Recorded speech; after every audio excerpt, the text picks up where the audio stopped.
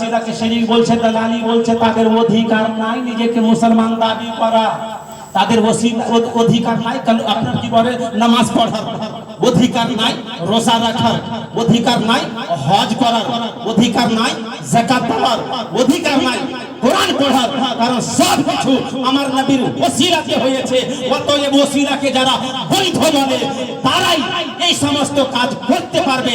যারা হারাম বলে, শিরক বলে, বেদাত বলে, দালালি বলে, তাদের এই সমস্ত কাজ করার অধিকার নেই। কথা বোঝা যায়নি? একটু যদি ভিটামিন অনেক সময় কড়া হয়ে যায়, কিন্তু বলতে হচ্ছে যেই সমস্ত মানুষ বলছে ওসিলা দালালি, ওসিলা শিরক, ও যদি নিজেকে হালাল সন্তান প্রমাণ করতে চায় তবুও ওসিলা ধরতে হবে। কথাটা বুঝিয়ে দেনেওয়ালা আল্লাহ। আল্লাহ যদি মনে করে বড় বড়, দেখেন আগের উম্মতের মধ্যে বড় বড় আযাব হয়েছে, আল্লাহ আকাশ থেকে পাথরের বৃষ্টি করতে পেরেছে নাকি করেনি? রক্তের বৃষ্টিপাত হয়েছে। আল্লাহ যদি চাইতেন ওই পাথরের বৃষ্টির মতো এই ওয়াহাবি মৌলবীকেও আকাশ থেকে আল্লাহ ফেঁকে দিতে পারতেন কি পারতেন না? কিন্তু আল্লাহ সরাসরি ফেঁকেছে কি? সরাসরি ফেঁকেনি, বাপ মায়ের ওসিলাতে পাঠিয়েছে। আর বাপ মায়ের ওসিলা বাদ দিয়েও কিছু সন্তান হয়, তাই না? ধরেন একটা ছেলে একটা মেয়ে ধরা পড়ে গেল, বিয়ে হওয়ার আগে পেটে বাচ্চা থেকে গেল, ওই বাচ্চাটা যখন দুনিয়াতে ভূমিষ্ঠ হয় ওই বাচ্চাটাকে কি বলেন আপনারা? জেরুয়া বলা যায়। এটা করা হয়ে গেল না? ওটা আমি বললে করা হয়ে যাবে নাকি?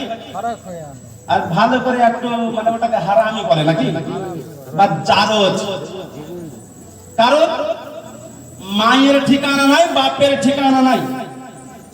বাপ মায়ের ওসিলা বাদ দিয়ে যখন হয়ে গেল বিনা বিবাহে সরাসরি হয়ে গেল জারজ। আর বাপ মায়ের বিবাহ যদি হয় শরীয়ত অনুযায়ী, তারপরে যখন বাচ্চা হলো ওই বাচ্চাটাই আবার হয়ে গেল হালালি। অতএব যারা বাপ মায়ের ওসিলাকে বৈধ বলবে তারা হালালি হবে, আর যারা নবীর ওসিলা ধরাকে শিরক বলতে পারে ওরা বাপ মায়ের ওসিলাকে শিরক বলে দিবে।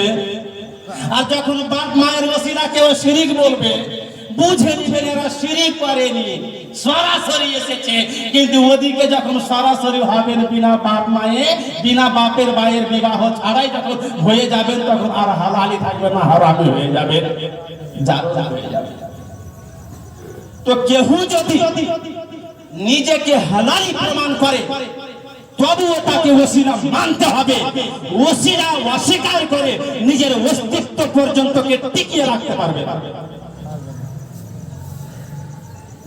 সুন্নিদের যে মত পথ এটা যুক্তিবিহীন নয়, দলিলবিহীন নয়, দলিল অনুযায়ী, হাদিস কোরআন অনুযায়ী আহলে সুন্নাহ ওয়াল জামাতের মত পথ রয়েছে। মুসলমান এই মত পথকে মেনে চলে ইনশাআল্লাহ এখানেও আপনি সাকসেস হবেন, ওখানেও আপনি সফল হবেন ইনশাআল্লাহ।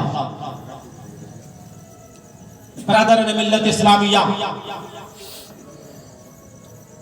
যদি বলা হয় এই ব্যাপারে তো আছে অনেক কিছু, তবে হালকা করে আপনাকে আমি ইঙ্গিত করে দিচ্ছি।